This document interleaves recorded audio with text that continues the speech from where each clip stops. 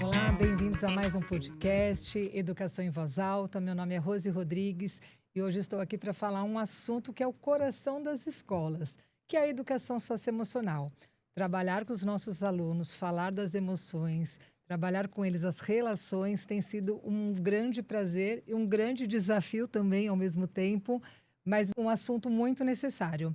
E para falarmos desse assunto tão importante, eu tenho um consultor aqui, um parceiro muito importante na nossa trajetória, que é o Rodrigo Lordão, que trabalha aqui com o Laboratório de Inteligência da Vida. Muito bem-vindo, Rodrigo. Muito obrigada por você aceitar o nosso convite, de você estar aqui conosco. Eu que agradeço e devo adiantar que a honra é nossa. Sempre, em toda ocasião de contato com vocês, ficamos muito honrados, é um privilégio muito grande. Muito obrigado pelo convite. Só para te apresentar um pouquinho aqui para as pessoas, Rodrigo, como que você chegou aí no meio da educação, trabalhar com uma educação socioemocional, porque é um tema muito, vamos dizer, recente, né, dentro das escolas. Então, como que foi sua trajetória? Eu não sou formado em nada relacionado à educação inicialmente. Eu sou formado em Direito pela Universidade Federal do Ceará. Mas, por circunstâncias da vida, acabei entrando no mercado educacional já há 9 anos. E nunca mais regressei ao direito. A escolher pela educação é escolher pelo desconforto, mas é um desconforto que eu não consigo mais largar. E hoje sou encantado e apaixonado pela área, especialmente no que diz respeito à educação socioemocional. Eu faço parte do LIVE já há 5 anos e esse tem sido o meu propósito de trabalho nessa área. Olha, eu que te conheço, não te conheci nessa outra parte do direito, eu julgaria que você sempre trabalhou na educação socioemocional. Acho que você realmente tem essa cara realmente das relações ali, de como a gente lidar com as pessoas e ser gentis com as pessoas. Você é uma pessoa muito, muito querida por todos nós. Muitíssimo obrigado, Rosi. É um privilégio receber esse tipo de elogio. Rodrigo, e como que nasceu, como surge o LIVE, o Laboratório de Inteligência da Vida? Tá, me permita, para começar a contextualizar o histórico do LIVE, me apoiar numa frase de um ensaísta e filósofo espanhol chamado José Ortega y Gasset. Ele diz: eu sou eu e minha circunstância. Isso se aplica para tudo, para nós dois, para as escolas são elas e suas circunstâncias. E o LIVE surge em 2016, entendendo que a circunstância social em que a escola estava inserida era uma circunstância complexa, desafiadora. Você que atua com escola sabe bem disso. É claro que não é o LIVE que torna esse assunto um assunto pulsante na sociedade. Isso já existe há muito tempo. Já há uma discussão nacional e internacional a respeito disso, inclusive com documentos legais. Eu posso falar de Lei de Diretrizes e Bases da Educação, BNCC, que surge depois da concepção do LIVE, a sua homologação é depois. Mas o LIVE entende que há um contexto desafiador no que diz respeito a questões sociais e emocionais e que a gente deveria ter um propósito de difundir a relevância de um trabalho socioemocional estruturado, que tenha intencionalidade pedagógica dentro da escola. Nós sempre soubemos que escola, naturalmente, exerce um desenvolvimento socioemocional junto aos seus alunos, às famílias, aos seus colaboradores, mesmo que não tenha intenção de fazer isso. Mas a gente entendia que o contexto desafiador exigia uma estrutura, exigia uma intencionalidade pedagógica, e é daí que surge o LIVE, com esse propósito de difundir essa relevância e atuar somando forças com as escolas para potencializar esse desenvolvimento socioemocional que acontece dentro e fora de seus muros. Acho que esse é o contexto histórico do porquê que a gente surge lá em 2016. É claro que no advento da nossa criação, a gente pesquisa nacional e internacionalmente quais são as melhores práticas nessas áreas, a gente traz isso para um contexto brasileiro e, principalmente, a gente traz isso para uma realidade, para um chão de sala de aula, que é muito importante. Adequar a nossa teoria à prática para entender o que é que funciona na escola. A gente surge no Rio de Janeiro, dentro de escola, e desses 10 anos para cá, aprimoramos muitas de nossas práticas, escutando o que as escolas nos falam, principalmente sobre aquilo que funciona ou não nesse sentido. Esse eu acho que é o contexto de surgimento do LIVE. E quais são as principais referências aí nacionais e internacionais que vocês utilizam para a concepção da proposta filosófica do LIVE? Tá. Apesar de ser quase um consenso a importância hoje em dia desse desenvolvimento socioemocional na escola, não há um consenso sobre a forma de fazer isso. E aí eu acho que eu vou ter que me apoiar aqui em Edgar Morin e falar da transdisciplinaridade, falar sobre a teoria da complexidade e dizer que o LIVE, entendendo que nós defendemos uma educação integral e que há esferas distintas dentro das pessoas, esferas psíquicas, sociais, culturais, intelectuais, emocionais, a gente não poderia reduzir tudo isso a uma só teoria, ela seria mutiladora. O Livy entende que é preciso ter uma referência teórica múltipla, plural. Então, só um adendo aqui, o senhor Edgar Morin, que eu falei agora, ele esteve presencialmente com a gente em 2019, num de nossos congressos, foi uma honra Eu assisti, tremenda. foi muito legal assistir. Você esteve lá presencialmente? Eu estive presencial, e o Edgar Morin, para mim, sempre foi dos livros, né, de nós lermos, da faculdade, do banco da faculdade, quando eu falei assim, nossa, a oportunidade de vê-lo pessoalmente foi assim, um prestígio. Uma honra enorme pra gente também. Foi. Você imagina que Daniel Goleman, Goleman também assisti. Howard Gardner, você deve ter assistido também. Sim, Jonathan sim. Haidt, agora, nesse ano. Esse minha equipe assistiu, esse eu não pude Você estar não conseguiu presente, estar? esse daí eu não Foi consegui muito estar. bacana, falando sobre a geração ansiosa. Então, de Carol Dweck, a Winnicott, de Daniel Goleman, a Howard Gardner, são muitos os nomes que compõem a fundamentação teórica do livro. E isso é importante sob diversos aspectos. Eu acho que um deles é, quando a gente tem uma pluralidade de linguagens e de teorias a estudar, a gente tem uma capacidade maior de criar novas ferramentas de aplicabilidade do material. E ter ferramentas distintas que possam ser aplicadas falando a língua de cada faixa etária maximiza as minhas chances de alcançar aquela criança, aquele estudante, aquele jovem dentro da escola. Porque o socioemocional, Rose, não é um componente curricular convencional. O socioemocional não é matemática, não é história, não é geografia. Eu dependo de engajamento, eu dependo de disponibilidade para me desenvolver nesse aspecto. E quando eu tenho ferramentas distintas que maximizam a minha chance de conexão com cada faixa etária, com o que é atraente para cada faixa etária, eu aumento as minhas chances de promover um efetivo desenvolvimento nesse sentido. Então, o Livy tem uma fundamentação teórica múltipla, não tem um guru, não tem um nome específico que dê conta da sua teoria, e isso para a gente é um pilar muito importante do nosso trabalho. Para Gardner existem as múltiplas inteligências, né? E como que denomina inteligência emocional? Eu acho que, de uma forma muito resumida, a gente entende a inteligência emocional como a capacidade de reconhecer, de processar e de regular as nossas emoções. E com isso agir coletivamente, socialmente, de forma mais empática, promover melhores escolhas na nossa vida e aprimorar o desenvolvimento das relações como um todo, dentro do social e do coletivo. É curioso que essa questão da inteligência emocional, ela se dá com muita força dentro do contexto escolar, inicialmente por meio de um estudo de um prêmio Nobel de Economia, que é o James Heckman. Ele tem um estudo nos Estados Unidos que compara os ganhos salariais e, claro, a qualidade desse cidadão americano em relação ao dinheiro, ao girar o dinheiro, ao capital, comparando dois grupos. Um grupo que tinha feito uma prova de conclusão do ensino médio de forma alternativa, como se fosse um enseja aqui pra gente, e um outro grupo que tinha feito um caminho tradicional, que tinha trilhado a escola em todos os seus segmentos e todos os seus anos escolares.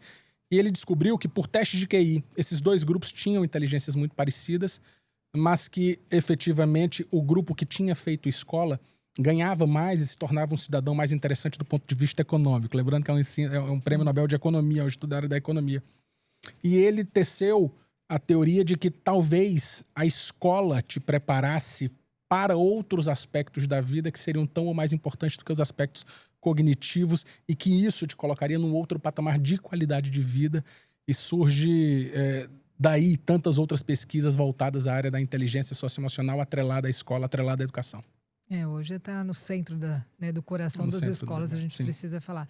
E quando vocês pensam tudo isso, e não só qual era a proposta do Livy, mas quais são as grandes transformações que vocês têm visto dentro das escolas que estão acontecendo após esse momento? A gente tem percebido um natural balançar do equilíbrio dessas forças em relação à relevância dos aspectos cognitivos dentro da escola e a relevância dos aspectos que dizem respeito à seara socioemocional como um todo. Eu acho que há grandes chancelas teóricas que demonstram esse caminho natural das escolas, essa transformação natural das escolas. Eu posso me referir ao Brasil, por exemplo, a BNCC, a Base Nacional Comum Curricular, homologada em 2017, aplicada em 2018, ela dá um protagonismo às habilidades socioemocionais. Mas, Rose, você sabe que, olhando essa nossa caminhada educacional aqui no Brasil, eu acho que a principal chancela que a gente teve em relação a esse assunto foi a própria pandemia. A pandemia mostrou que é irretratável discutir questões voltadas ao desenvolvimento socioemocional, voltadas à inteligência emocional. E o próprio futuro, as perspectivas de futuro nos mostram que esse assunto ele precisa cada vez mais de destaque, precisa de discussão dentro das escolas. Não só uma discussão teórica, mas de uma aplicabilidade prática, para que esse desenvolvimento, esse peso dessa balança se iguale cada vez mais dado todo o contexto que a gente vive, especialmente nos últimos anos. E eu acredito que muito provavelmente após a pandemia, assim, vocês têm uma procura muito maior das escolas, né? Porque eu acho que a sociedade percebe essa necessidade de falar, né? Sobre assuntos, sobre tratar não, né? Mas cuidar com muito carinho dessas emoções, desses relacionamentos. Então, a gente pensa em um certo momento ali, nós não sabíamos quando veio a pandemia de como seria a sociedade após, né, aquele momento, mas a gente percebe que as questões socioemocionais, elas estão extremamente mais afloradas e necessitando de um olhar muito cuidadoso após esse evento que foi a pandemia, né? Sem dúvida. Você sabe que nós temos diversas ocasiões de fala nas escolas, seja com educadores, seja com famílias. E há uma provocação que eu, em particular, gosto muito de fazer antes de qualquer fala, que é perguntar às famílias, aos professores, aos colaboradores gerais da escola, o que é urgente na escola. E há de se fazer uma distinção. A escola é um lugar de importâncias, há muitas importâncias dentro da escola, mas a pergunta foca no que é urgente. E a gente corre o risco, quando a gente faz essa pergunta, de antes de uma palestra socioemocional, responderem que o urgente é aquela matemática que não está saindo, os alunos que estão com problema com o professor ABC em relação ao ensino, da disciplina, a gente corre o risco de ir para outro canto a resposta. Mas nós nunca vivenciamos uma resposta diferente de que a urgência se dá em relação a questões de ordem social e de ordem emocional. Você, Rose, como mantenedora, como diretora de escola, deve saber que tantas e tantas vezes tudo que se programa para o dia a dia de uma escola vai por água abaixo, porque questões de ordem social e emocional se dão de repente e alteram toda a programação, tudo que se tinha pensado para aquele dia. As questões de ordem social e de ordem emocional têm dominado o contexto escolar cada vez mais e a gente precisa atuar junto às escolas. O LIV serve como esse instrumento, somando forças para que essas questões possam ser trabalhadas com estrutura, repito, intencionalidade pedagógica, para que a escola retome também a sua capacidade de ter tempo de fazer outras coisas que são tão importantes ali dentro. Por muito tempo, né, lá atrás, vou confessar que eu não achava tão necessário, tá, ter ali um momento, um programa de educação socioemocional dentro das escolas, isso antes de pandemia, né? Porque eu acredito muito que isso não é no momento só da aula. Acho que essa educação emocional ela tem que acontecer ao tempo todo, a todo instante, e é todo um comportamento ali que você tem que ir mediando ali das relações. Mas foi passando, né? A sociedade vai transformando e eu fui vendo a urgência e a necessidade que, além desses momentos, tenha também esse espaço, um momento, no mínimo, na semana que a gente pare para falar sobre isso.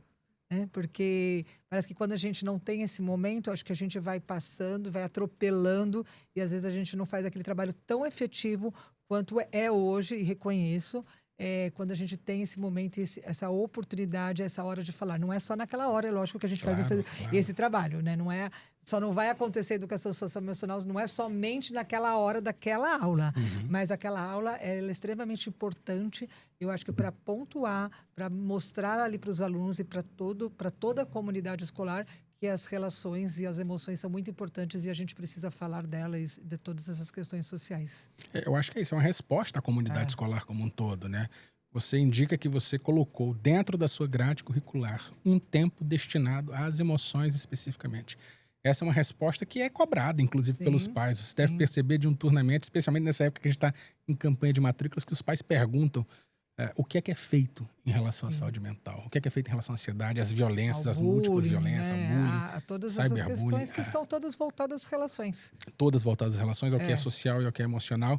Então serve como uma prestação de contas com a sociedade, serve como um instrumento de melhoria efetivo das relações. Essa sua caminhada de como direção de escola, como mantenedora, e aprimorando a sua percepção da necessidade disso foi muito potencializado pós-pandemia. Sim, com certeza. Então, o trabalho de LIV e de outros players que trabalham com a educação socioemocional certamente foi muito mais demandado pós-pandemia porque a sociedade como mudou, um todo transformou e veio essa necessidade. Exatamente. Hoje, as famílias, é lógico que elas querem, ao final ali da conclusão dos estudos, que os filhos estejam ali preparados para fazer suas próprias escolhas, para as faculdades, mas elas não querem só isso. Além do cognitivo, elas querem também que o aluno esteja bem emocionalmente, que eles estejam felizes e eles consigam saber lidar com toda essa pressão que é quando você chega aí no ensino médio, a gente sabe que o momento das decisões não é fácil, né? Não. Então, mas a gente vê que a família também quer, não é só isso, ela quer também a formação integral ali como um todo. E cada vez mais. Cada vez mais. E aí, falando dessa formação, como que vocês organizam a jornada acadêmica e da educação socioemocional, desde ali dos pequenininhos até chegar aos adolescentes? Tá. O LIVE tem ferramentas distintas ano a ano. Isso é importante para ir ao encontro do que eu te falei da nossa necessidade de o tempo todo falar a linguagem do aluno. Mas é bem verdade que na nossa divisão, a gente começa a trabalhar com infantil 3 anos até o ensino médio, por segmento nós temos uma forma de trabalho similar a cada segmento. No ensino infantil, a gente volta muito os nossos holofotes, a despeito de uma fundamentação teórica múltipla, para o Paul Ekman. O Paul Ekman é um cara conhecido pelo seu estudo em relação às emoções básicas. Tem uma empresinha, a Disney Pixar, que usou o Paul Ekman como referência para o filme Divertidamente. Claro que ali uma referência cinematográfica, uma referência, por outro viés, o LIVE usa o Paul Ekman, uma referência pedagógica. E a gente trabalha com as crianças, principalmente as crianças da fase do infantil, a capacidade de reconhecer e de nomear as suas emoções básicas. E nós usamos ferramentas distintas para isso. Literatura infantil, fantoches, músicas, recursos lúdicos que atraiam essas crianças para o nosso projeto, para as nossas ferramentas e dinâmicas, e para que ao final dessa caminhada do ensino infantil elas tenham essa capacidade de reconhecer tudo aquilo que sentem fisicamente desde sempre e que após isso elas possam nomear. Nomear, trazer à luz, trazer à razão o que se sente é muito importante para que vocês depois regulem as suas ações diante de tudo aquilo que se sentiu. Quando a gente chega nos anos iniciais, o Daniel Goleman vai ser uma referência muito importante para a gente. A gente vai sofisticar um pouquinho o que se tratou no infantil e, para além das emoções básicas, a gente também vai falar aqui de inteligência emocional. Importante que se diga que há 4 pilares essenciais nesse desenvolvimento dos anos iniciais. Eu estou falando de autoconhecimento, eu falo de autorregulação, eu falo de empatia e eu falo de relacionamento também. A gente até o 3º ano dos anos iniciais se vale ainda das histórias infantis, se vale de mascotes. Você deve viver isso na escola. Sim. Os nossos mascotes são eles adoram, personagens sensacionais. Adoram. Esse vínculo é muito importante para que o programa funcione, Rosa. Os mascotes vão para a casa das famílias, as famílias se envolvem nessa atividade também. No 4º e no 5º ano, nós entendemos que era preciso mudar um pouquinho o ferramental. A gente traz jogos colaborativos e projetos colaborativos em que esses estudantes colocam a mão na massa, efetivamente, para desenvolver aquilo que se espera em cada ano. É importante que se diga que o LIVE, a despeito de ser todo construído com bases teóricas muito sólidas, é um programa que, na sua aplicabilidade, não se ocupa de conceituação. O LIVE é um programa prático, dinâmico, vivencial. E isso tudo é muito importante. Porque imagine, Rose, que eu chego numa escola, eu chego na sua escola, e eu vou num 7º, 8º ano, qualquer série, eu passe 50 minutos de uma aula falando sobre empatia, por exemplo. E eu trago todos os exemplos de pessoas empáticas possíveis. Eu falo de todas as definições, as melhores definições de empatia que eu encontrar. E no final eu peço que cada um deles conceitue o que é que eles aprenderam por empatia. Se todos eles fizerem isso perfeitamente, ao término do meu tempo ali, nada me garantiu que eles se tornaram minimamente mais empáticos. Então, nosso objetivo em relação à aplicabilidade do programa é trazer vivências dinâmicas, é trazer experienciação para a coisa. Isso reflete muito o nosso nome. LIVE é Laboratório Inteligência de Vida. Laboratório nesse sentido da observação e da busca pelo resultado concreto. Então nós temos jogos colaborativos e projetos colaborativos, essa mão na massa a partir do 4º ano, 4º e 5º ano. Quando a gente vai para os anos finais, o nosso foco é, para além das emoções básicas, para além da inteligência emocional, desenvolver habilidades socioemocionais. Tudo muito conectado ao que é relevante para cada época. Pensamento crítico, proatividade, perseverança, comunicação, e a gente sabe que nessa fase da adolescência isso é tão importante, criatividade, colaboração. Então, o foco é no desenvolvimento de habilidades socioemocionais nos anos finais, e a gente se vale de recursos como séries audiovisuais, que vale a pena destacar. O LIVE tem a sua própria produção de séries audiovisuais. As séries de vocês são muito boas. Muito bacana, né? É o LiveFlix, né, que a gente chama. Você não encontra isso no mercado, isso não está aberto para um público comum, isso é para as escolas parceiras, isso é para os nossos alunos parceiros. Projetos, então, colaborativos e séries audiovisuais. E, claro, no ensino médio a gente tem o nosso projeto de vida. E aí a gente passa por questões diversas. Gestão de tempo, planejamento de carreira, ampliação de repertório sociocultural, mas sempre conectado ao autoconhecimento também. As escolhas ficam mais assertivas, a caminhada desse jovem fica mais segura. Tudo isso pautado pela ética, pela autonomia e pela cidadania. Não adianta desenvolver todas essas habilidades socioemocionais, toda essa inteligência emocional, se ela não tiver atrelado o tempo inteiro à ética, à cidadania e à autonomia. Esse, claro, de uma forma resumida, é o nosso percurso pedagógico. Cada ano, dentro desses segmentos, traz ferramentas distintas que vão apoiar essa nossa busca pedagógica. Cada ano traz ferramentas que vão se comunicar com a linguagem dessas crianças, desses jovens. E assim a gente completa um percurso que vai dos 3 anos de idade até a 3ª série do ensino médio. A gente sabe que os adolescentes, né, principalmente quando a gente chega no ensino médio, é mais difícil da gente conseguir atingi-los ali, né, principalmente nessas questões. Quais são os principais depoimentos que vocês escutam ali dos alunos? Porque eu vejo os alunos muito envolvidos hoje. Eles são muito envolvidos, eles gostam da aula, né? Mas não só na minha realidade, só para até abrir um pouquinho o leque ali do colégio, o que vocês acabam presenciando e percebendo muito dos depoimentos das famílias, dos alunos e dos professores, principalmente nessas faixas etárias. Tá, perfeito. Vou contar um pouquinho do meu caso. Eu sou pai de um adolescente. Que né? ótimo. Aqui um spoiler para quem não é. Uma fase tranquila da vida, uma fase excelente, leve. Eu sou apaixonado pela minha adolescente, a minha Luísa, vai fazer 15 anos. 15 anos. E eu tenho um que vai fazer 2 meses. Né? Eu tenho filhos nas duas pontas. Eu sei bem da dificuldade de estabelecer uma conexão com esses adolescentes. Eu me lembro de Heráclito, um pensador grego que dizia que ninguém se banha no mesmo rio 2 vezes. Também ninguém cruza esse mesmo rio 2 vezes. Porque quando eu torno a me encontrar com o rio, nem eu nem o rio somos os mesmos. Mas quando a gente é pai de adolescente, a gente esquece essa premissa, a gente esquece esse ditado. E a gente acha que aquele adolescente que vive ali naquele corpo é a mesma criança que um dia habitou aquele corpo. Não é. E nem eu sou o mesmo pai, nem você a mesma mãe. É preciso criar novas ferramentas de contato e conexão. É preciso restabelecer vínculos. A gente teve muito cuidado na hora de criar especialmente ferramentas para essa faixa etária. Eu digo anos finais e ensino médio. E uma das partes mais importantes da produção desse material foi perguntar a eles o que é que funcionava com eles. Então, houve uma pesquisa por parte do LIVE com o nosso público adolescente para buscar entender quais eram as ferramentas que efetivamente fariam sentido de serem trabalhadas quando eu falo de um programa socioemocional dentro da escola. As respostas ficaram muito voltadas ao audiovisual, por isso que nós criamos as nossas séries, por isso que nós alteramos as nossas séries quando é preciso, para sempre se manter conectado com eles, e os projetos colaborativos que tratam de questões e assuntos pertinentes a eles. Mas eu queria trazer, Rose, aqui especialmente uma vivência que eu tive com a minha filha. Eu falo dela porque eu tive. Nós temos muito cuidado em traçar um desenvolvimento que se dê dentro da escola, que se dê durante o tempo do LIVE, mas não só no tempo do LIVE, que se dê no contexto de convivência escolar, mas também a gente tem muito cuidado de trazer esse desenvolvimento na relação família e aluno. Isso é muito importante para a gente também, para que estejamos na mesma página em todos os momentos. Houve um período da minha vida, isso pré-LIVE, muito antes do LIVE, em que as coisas ficaram um pouco mais complicadas financeiramente e que eu e minha filha, nos dias em que estávamos juntos, eu já estava divorciado da minha relação, nós tínhamos que passar todo o dia juntos.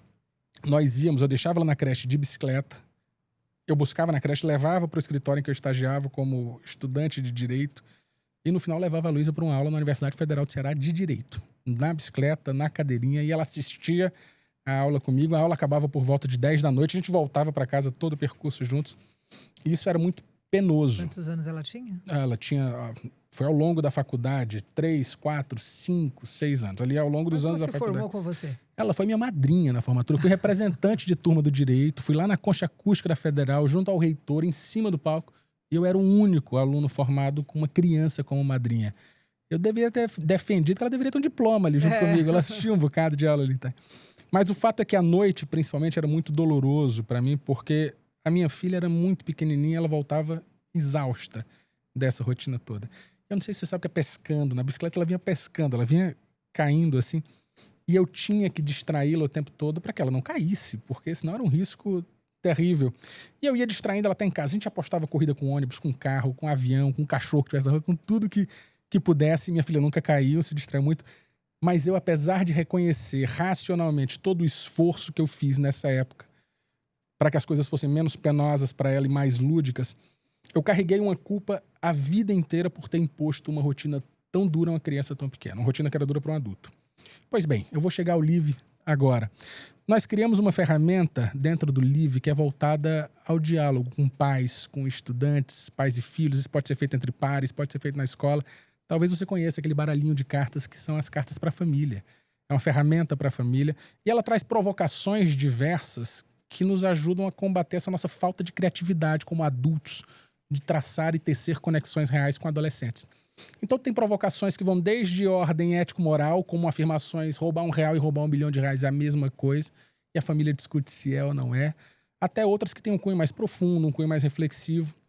E eu, um dia desses com minha filha, usando as ferramentas do Live, tirei uma carta que tem uma provocação que eu sugiro que você faça com seus filhos e que os telespectadores façam com os seus. Deixa essas dicas aí. Essa é uma pergunta ótima. Eu que vinha carregando ao longo de todos os anos, mesmo com a vida muito melhor, aquela dor de ter imposto à minha filha uma vida tão complexa e tão difícil, que me penalizei tanto por aquilo, tirei uma carta que perguntava assim para ela: de toda a tua vida, qual é a lembrança mais bonita que você tem comigo? E ela, rapidamente, sem nenhum esforço ou peso, disse: quando a gente andava de bicicleta juntos.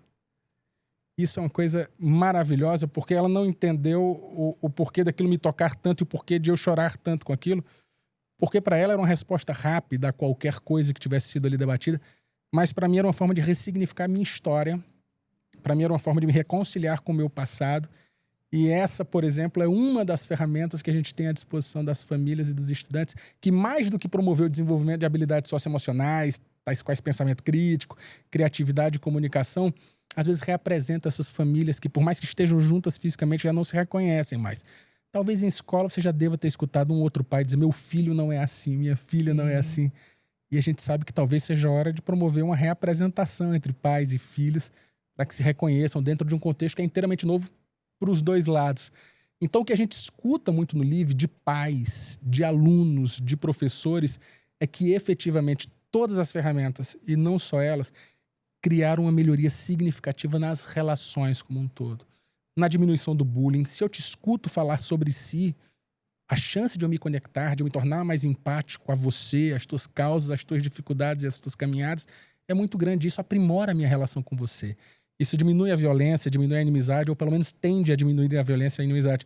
Então, o que a gente escuta de professores é, dentro desse exercício cotidiano do Live, de promover um espaço seguro de fala e de escuta, para que a gente compreenda mais de si, do outro e do mundo, a gente aprimora as relações. E é perceptível que as relações se aprimoram e que, com isso, há uma resposta que é dada à comunidade escolar e há, claro, um benefício que é geral, que inclusive envolve aspectos intelectuais também. Sim. O aprimoramento das questões socioemocionais impacta todas as áreas da vida de um sujeito.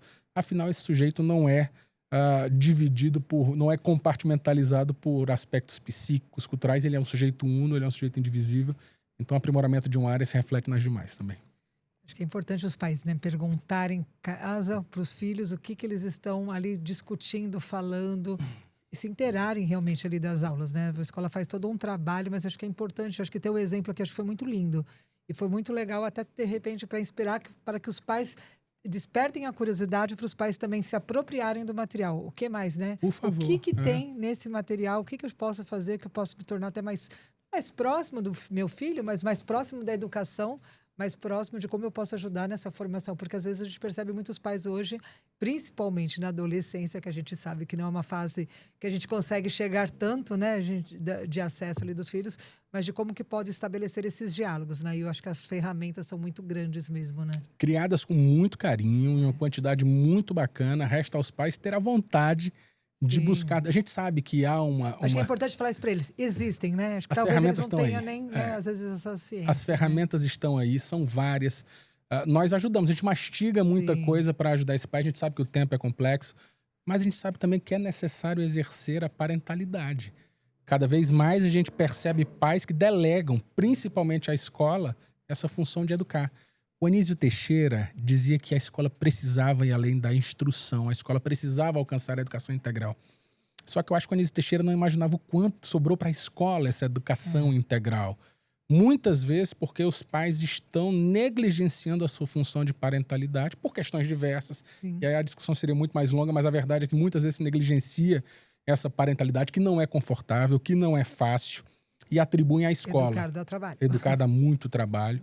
A escola exerce, na medida do possível, essa função, a gosto ou a contragosto, mas é uma escola que a gente vê sobrecarregada, é uma escola que a gente vê que está lidando com muitos incêndios, com muitas questões diferentes e que precisa contar novamente com os pais. A escola precisa contar com os pais precisam ser chamados novamente ao papel de aliança com a escola e menos ao papel de cliente da escola. Porque pode não parecer, mas há uma diferença. O papel de cliente, ele diz respeito a Código de Defesa do Consumidor, eu estou pagando e eu tenho razão. O papel de aliança envolve algo maior do que isso. Envolve uma solidariedade, um respeito às atribuições de cada uma, confiança na instituição. Eu acho que fica aqui um convite, para além dos pais conhecerem as ferramentas que são disponibilizadas pela escola, que os pais repensem o seu papel de parentalidade. Aqui eu me coloco no lugar, todos nós. É a parceria, né? Acho que é a parceria, porque a escola trabalha, mas ela precisa comungar dos mesmos valores que a casa também comungam. Claro. Porque senão vai entrar em choque, né? Claro. E não é só o trabalho da escola e não é só o trabalho também de casa. Sim. Eles precisam se conversar. Essa aldeia inteira. Com a certeza. aldeia inteira precisa estar envolvida. E como trabalhar com todos esses professores que estão ali no dia a dia também ali com os alunos. Essa formação, né? Perfeito. Eu acho que há 2 tipos principais de trabalho com os professores. Há um trabalho que diz respeito a uma capacitação pedagógica, com aqueles que vão efetivamente utilizar o material em sala de aula. Essa capacitação pedagógica com professores e professoras aplicadoras é feita antes da parceria, ao longo da parceria, a todo instante, em momentos diversos. A equipe pedagógica do LIVE se reúne com a equipe pedagógica da escola. Isso pode ser presencialmente, isso pode ser virtualmente, isso às vezes é dos 2 modelos. E a gente traça ali toda a caminhada de uso do nosso material e do nosso ferramental. Claro, se adaptando à identidade da escola. Não é a escola que se adapta ao LIVE, é o LIVE que se adapta à escola. Então a gente fala dos objetivos de aprendizagem, do uso de nossas ferramentas. A gente destrincha efetivamente a nossa construção pedagógica. Isso é muito importante para quem vai utilizar. Mas a gente entendeu desde o ano 1 também que nós precisávamos olhar a escola não só como uma aplicadora do nosso ferramental, não só como uma mediadora dos processos de desenvolvimento desses alunos. A gente precisava entender que a escola é feita de seres humanos, educadores, que precisam também ser cuidados em relação às suas emoções. Entendendo isso, que todo mundo que está dentro da escola é educador. Tem um educador que está na portaria, tem um educador que está na cantina, tem a educadora da direção, tem educador aplicador de sala de aula.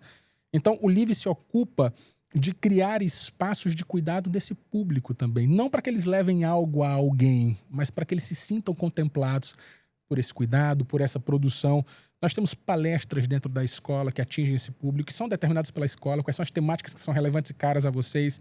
Nós temos um programa chamado Cuidar de Quem Cuida. Nós temos podcasts, nós temos dentro do nosso portal, por exemplo, currículos de desenvolvimento que extrapolam os assuntos relacionados ao pedagógico do LIVE. Curso de educação antirracista, educação inclusiva, convivência e mediação de conflitos.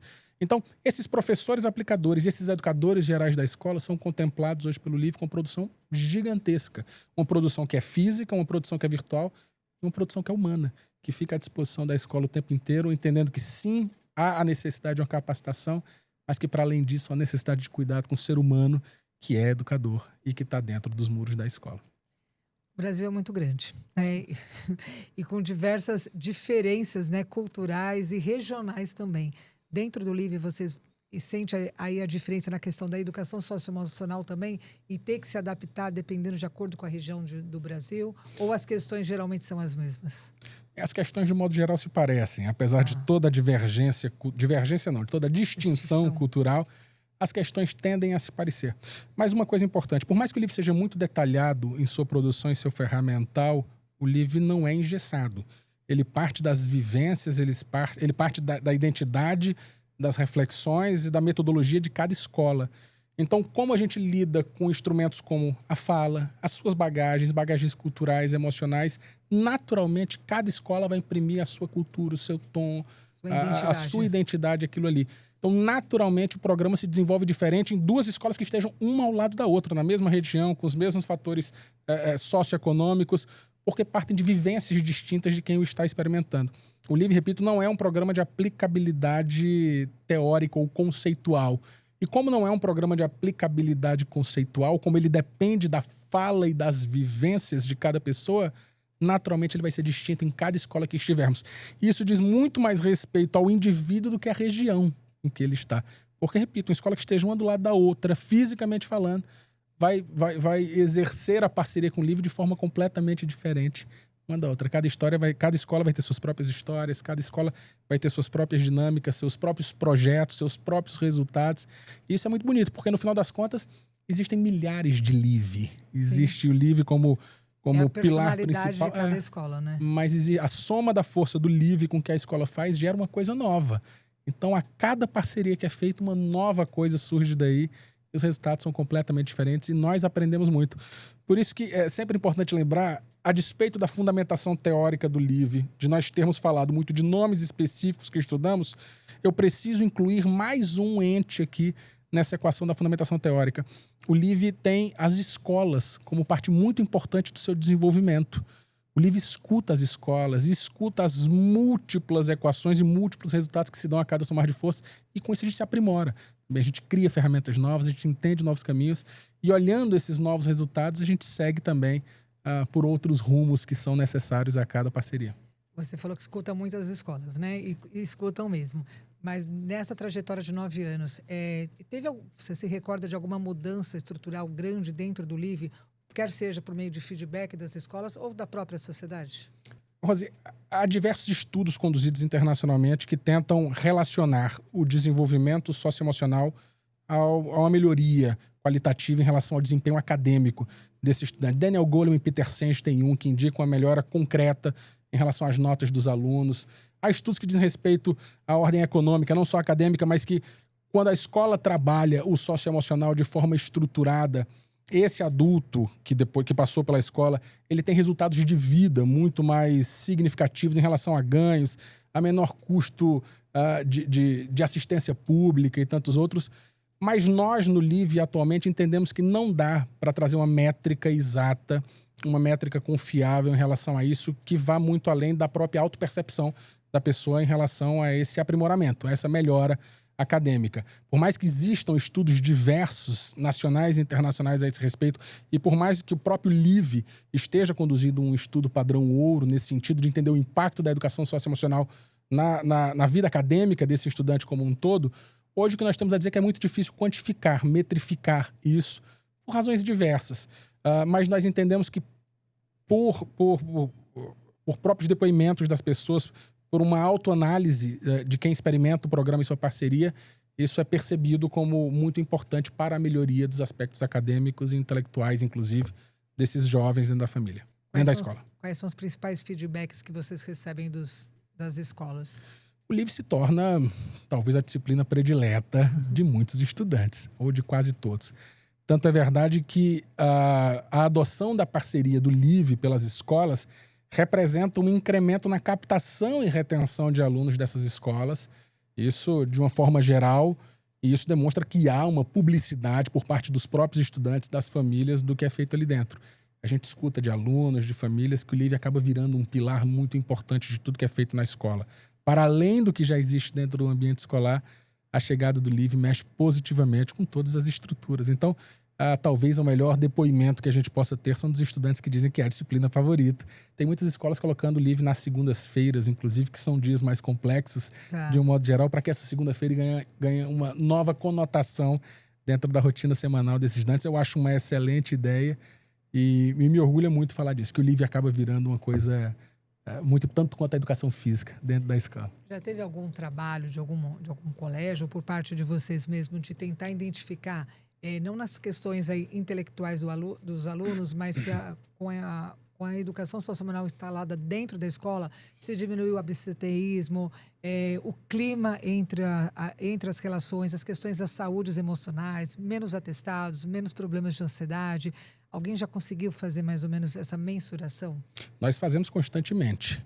Há pesquisas que rodam entre as escolas parceiras. Hoje o LIVE tem mais de 1.000 escolas parceiras por todo o Brasil. Atendemos 1.300.000 alunos e conduzimos constantemente pesquisas de satisfação que buscam identificar aonde se sentiu esses incrementos, esses aprimoramentos após o advento da parceria. E o que nós temos escutado é muito positivo nesse sentido. Por mais que seja uma avaliação subjetiva de cada escola, o que a gente tem escutado é muito positivo nesse sentido.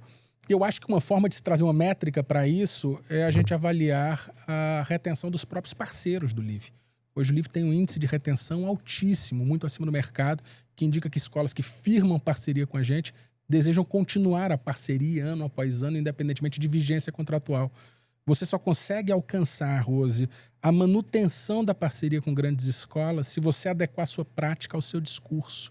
Então, hoje nós temos parceria com as maiores e melhores escolas do Brasil, Dom Bosco, por exemplo, aqui, e você só consegue se manter parceiro, você só consegue ser convidado para um podcast na escola parceira se você mantém na sua prática aquilo que foi trazido em discurso antes dessa relação, se as pesquisas de satisfação indicam que as coisas vão bem, que há uma percepção de melhoria, de um modo geral, em todas as relações escolares após o advento da parceria, isso se comprova na manutenção da parceria contratual com essas escolas ano após ano. Isso para a gente é muito importante, talvez o nosso ativo mais valioso. Você compartilhou aqui uma história inspiradora, que foi da sua própria história com a sua filha. Tem alguma outra história transformadora, ou que as escolas compartilharam, ou de alguma família? São muitas, ao longo desses anos todos ouvindo, são muitas. Se você me permitir trazer uma história, fala muito mais de como o Live se integra a cada realidade, a cada identidade de escola. Eu vou pensando em outra que diga a respeito. Eu estava numa escola no Rio de Janeiro, uma escola parceira, levando inclusive escolas que ainda não eram parceiras para visitar uma escola parceira em que a aula estivesse acontecendo. E a gente passando por algumas salas em que as aulas aconteciam, eu passei por um professor de primeiro ano, em que a gente tem o Tomás, que é um mascotezinho, um azulzinho nas cachorras ali do primeiro ano. O Tomás sentado no colo do professor, esse professor contando uma história para a turma, e o Tomás, que estava sentado no colo do professor, estava com uma tipóia no braço, um braço engessado. E eu lembro de ter passado, olhado aquilo, continuei com os meus convidados, mas eu não consegui tirar da cabeça aquela cena, porque eu não lembrava em que momento das minhas histórias do livro o Tomás tinha quebrado o braço. E aquilo ali me consumiu enormemente. Eu fiquei muito, muito, muito afetado e ansioso por conversar com aquele professor. Quando a aula dele acabou, eu cheguei e disse: professor, por favor, tire aqui uma angústia desse velho amigo. Em que momento o Tomás quebrou o braço? Aí ele olhou e disse: Rodrigo, no Live, em momento nenhum. Ele quebrou aqui na escola, nessa turma, inclusive, especificamente. Cada turma tem o seu Tomás. E ele foi me explicar. Ele me apontou a menininha, 6 anos, com o braço quebrado dentro da sala. E ele me disse: olha, aquela menina quebrou o braço ontem. A família ligou para a escola e disse que ela não vinha à aula essa semana, que ela estava irredutível, com vergonha do gesso e de tudo. E não vem à aula. Quando eu soube daquilo, eu pedi para falar com ela. Liguei e disse: olha, você não acredita. Quem quebrou o braço hoje também, uma coincidência tremenda, o Tomás. Venha para a aula amanhã que você vai ver que ele está de braço quebrado junto a você. E com isso, essa menininha foi à aula. Essa menininha não só estava na aula, como ela virou uma coprotagonista daquela aula inteira, porque o Tomás se torna um personagem muito importante para eles. E aquela frase dele: isso não aconteceu em canto nenhum do teu livro, aconteceu aqui, foi muito marcante para me mostrar que, de fato, cada escola cria uma coisa nova quando se torna parceiro. E aquele professor, de forma muito sensível, criou uma história que só existe ali, para aquele grupo de crianças, para aquela realidade, atendendo a uma necessidade específica. Isso eu achei muito bonito. Mas são várias as escolas as histórias que a gente escuta nas escolas em que a gente caminha, de situações e momento em que as ambientações trazidas pelo Live, as provocações, os disparadores trazidos pelo Live trouxeram reflexões, trouxeram conversas, trouxeram a exposição de situações que melhoraram o convívio, que melhoraram as relações. Os jogos para as famílias trazem situações em que as famílias se conectam novamente aos seus filhos. É muito bonito, porque quando a gente fala de um sentimento de uma adolescente, de uma criança, eventualmente a gente desconhece de onde é que estão os tesouros deles, que ficam de repente guardados em cantos que não são onde eu guardo os meus. E com isso a gente restabelece vínculos, restabelece conexões. Então as histórias são as mais diversas possíveis, Rose. Mas quando você me traz esse professor, eu fiquei pensando assim, é tudo que a gente quer. Uma pessoa olha que sensibilidade e que empatia. É claro, é claro. Sensibilidade e empatia, se colocar no lugar do outro, é entender o outro de acordo com a história do outro, a partir dos olhos do outro, transforma a vida. E isso nos mostra que a escola precisa... Não é porque o Live é um material muito completo, que entrega um ferramental bastante detalhado, que a solução está dada. Né? A gente precisa contar com o apoio da escola, na escolha desse professor, de quem é que vai estar ali na frente. O livro é só um livro. É uma ferramenta. É mais do que um livro, mas é uma ferramenta apenas. É só uma dentro da escola. ferramenta, mas quem dá vida para essa ferramenta é o professor. E o professor, sem sombra de dúvida. E como que você enxerga o futuro aí da educação socioemocional no Brasil nos próximos anos? Sabe uma coisa curiosa que tem acontecido nessas minhas andanças? A gente, para chegar a 1.300.000 alunos, a gente tem que andar muito, conversar com muita gente o tempo todo. Quantas escolas parceiras? Mais de 1.000 escolas parceiras. Mais de 1.000 escolas parceiras. A gente tem escutado cada vez mais. Antes se escutava o seguinte: Rodrigo, eu não tenho condições de abrir uma aula em minha grade para o socioemocional. Minha grade está concorridíssima, esse vai ser um desafio. E eu tenho começado a escutar uma coisa curiosa que é: Rodrigo, por que a gente não faz 2 vezes na semana o livro? Está existindo, é claro que um número ainda insuficiente, mas está existindo uma corrente que busca tratar o socioemocional com mais recorrência dentro da escola.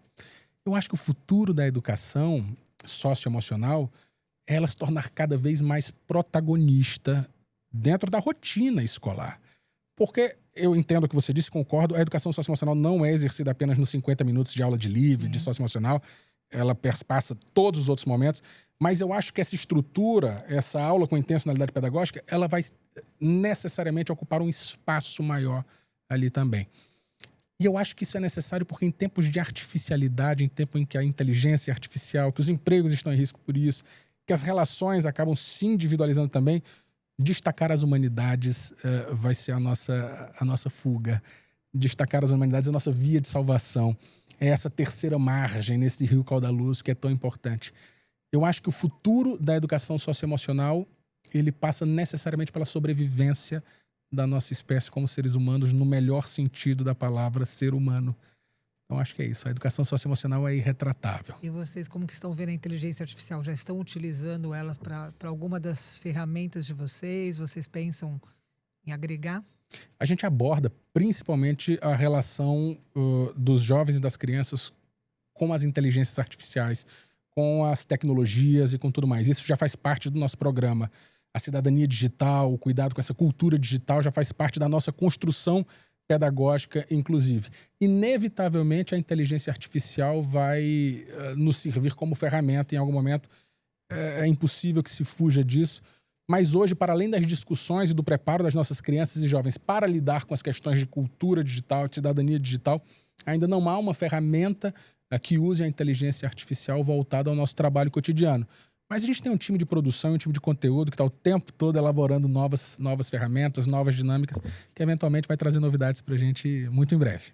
Para poder, né, acho que até otimizar em algumas questões, mas é o que você falou, né? Acho que o grande diferencial realmente é a humanização, né? É a humanização e, claro, dentro da humanização existe toda uma condução de desenvolvimento ensinando a como essas crianças, esses jovens devem lidar com as questões de artificialidades, com as questões de internet, com as questões de redes sociais. A gente tem um enfoque, especialmente em anos finais de ensino médio, muito bacana para isso. Mas sempre, claro, mesmo que a gente trate de artificialidades, de inteligência, de internet e tudo mais, destacando as humanidades. O caminho é destacar as humanidades. Você acha que esse é o grande passo para a educação socioemocional? Eu acho que é o grande passo para a educação socioemocional. Tanto que, por hora, o LIV não tem... Por necessidade até, né? Porque tem que se atualizando de acordo com o que vai acontecendo, né? O LIV não tem, por exemplo, ferramenta digital para aluno. O LIV não tem um portal para aluno.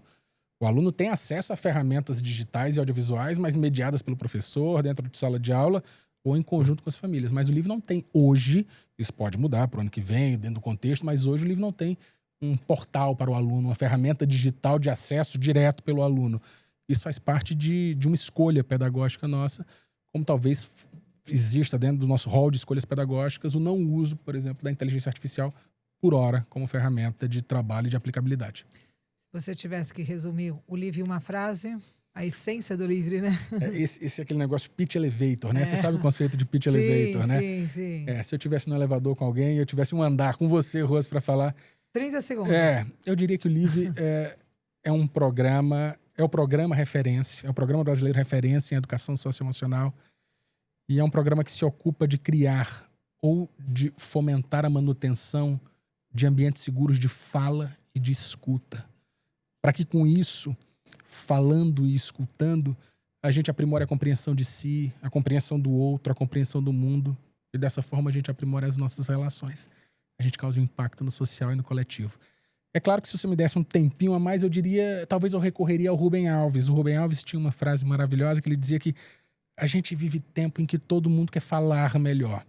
E que por isso explodem por aí os cursos de oratória. Talvez fosse tempo de a gente criar um curso de escutatória.